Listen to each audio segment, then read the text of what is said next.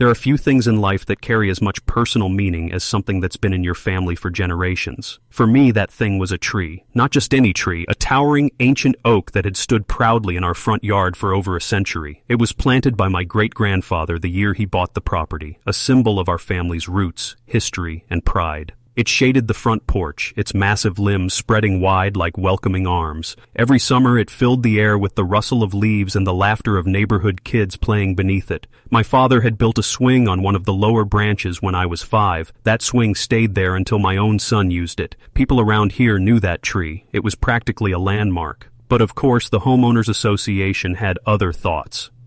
When I first received the notice from the HOA, I thought it had to be a mistake. A generic letter citing non-compliance with landscape uniformity standards, and a vague mention of unapproved flora obstructing sightlines. I brushed it off, until the next week when a second letter arrived. This one was more aggressive. It included a fine, photographs of the tree taken from multiple angles, and an ultimatum: remove the tree or face escalating penalties and legal action. I was stunned. The tree wasn't diseased, dangerous, or in any kind of violation according to city code. It had been there long before the HOA even existed, but the new HOA president, a man named Glenn Whitaker, didn't see it that way. Glenn was a textbook HOA tyrant, mid-50s, retired, with far too much time on his hands and a passion for bylaws. Under Glenn's leadership, the HOA had gone from a semi-useful neighborhood group to a borderline authoritarian regime.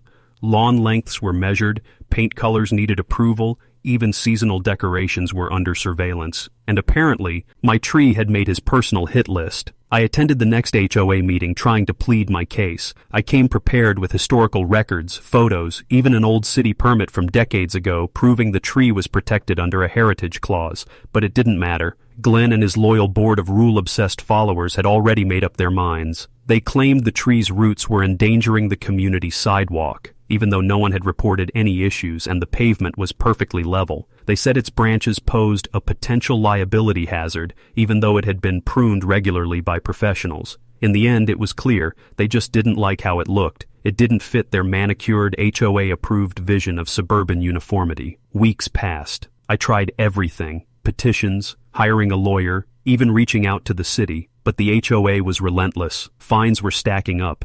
I was being charged $250 a day. My mailbox overflowed with threats of legal escalation.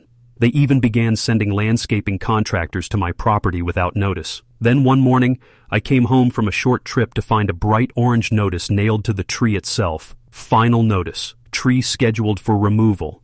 The date was in 3 days. I was furious.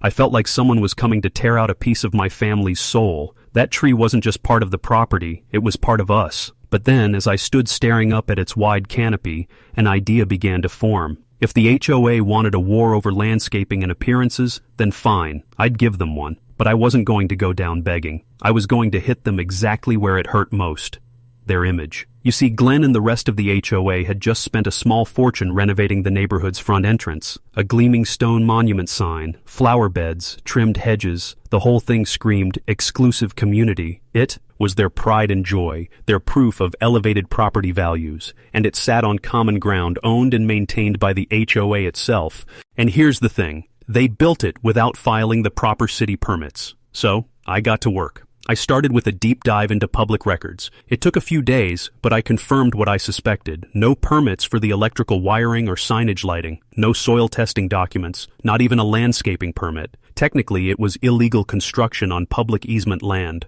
I gathered everything: screenshots, paperwork, photos, and filed a formal complaint with the city. And then I waited. 2 weeks later, a crew of city inspectors rolled up to the entrance sign while Glenn and his cronies just happened to be holding a neighborhood beautification event nearby. The look on Glenn's face when he saw the red "Stop Work Order" sign go up, it was like watching someone realize their birthday cake had been replaced with a tax audit. But that was just the beginning. By the next week, the city had slapped the HOA with multiple code violations. A cease and desist letter followed, and then came the fines. Thousands of dollars for unauthorized construction, improper use of public utilities, and safety violations. The cherry on top? They were ordered to dismantle the sign completely within 14 days or face further legal action. My tree was still standing, untouched, and now, so was I, ready to push even further. The following days were nothing short of poetic. The gleaming, over-the-top HOA monument, once proudly lit at night and featured in every community newsletter, now sat dark and marked for demolition. The flowers had wilted, the lights had been disconnected,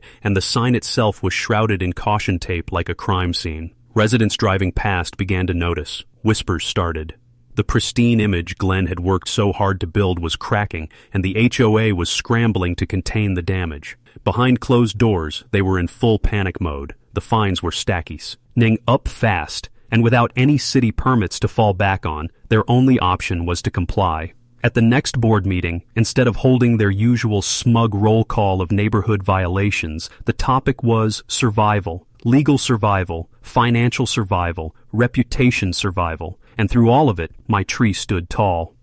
Of course, the HOA didn't give up right away. They tried to pivot, to save face. Glenn sent out a neighborhood-wide email full of bureaucratic fluff, claiming the sign removal was part of a long-planned redesign initiative, and not, in fact, the result of an unpermitted build. But no one bought it, not after someone, not me, but bless them, anonymously leaked the city violation notices to the neighborhood Facebook group. The comments section lit up like fireworks. Turns out I wasn't the only one fed up. Others came forward with their own horror stories, petty fines, threats, and overreaching demands. A neighbor down the street shared how he was fined $100 for having non-neutral mulch. Another mentioned getting written up for a Halloween decoration being too lifelike. What once felt like isolated annoyances now looked like a pattern with Glenn at the helm. Public opinion shifted quickly.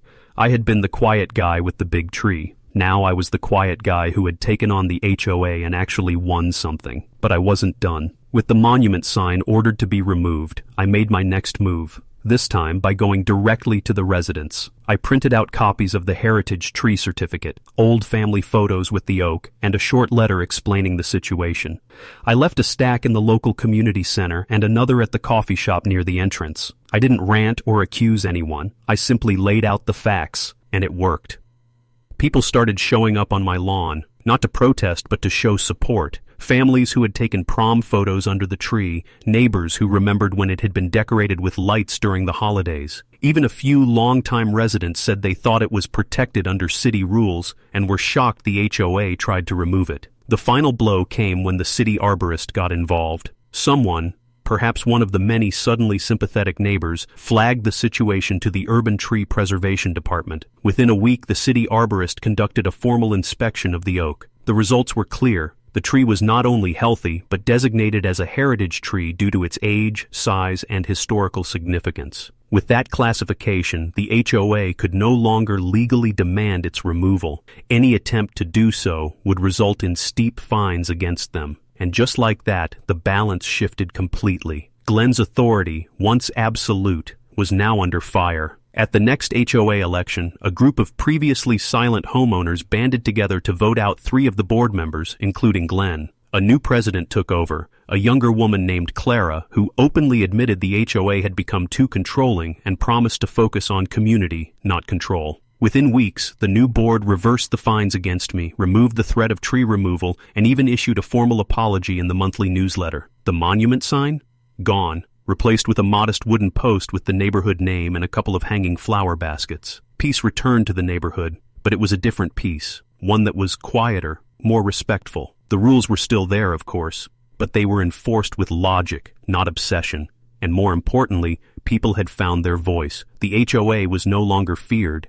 It was questioned, monitored, and held accountable. As for me, I still sit on that porch every evening beneath the old oak. The swing still creaks in the breeze. Birds still nest in the upper limbs. My son, now older, sometimes climbs the lower branches to read a book like I once did. That tree has seen more than most people ever will, and it stood tall through all of it. The HOA wanted to erase history for the sake of conformity, but history fought back. With roots deep and branches wide, it reminded everyone that not everything old is a problem. Sometimes it's a legacy worth protecting. And so the monument fell, the tyrant stepped down, and the tree won.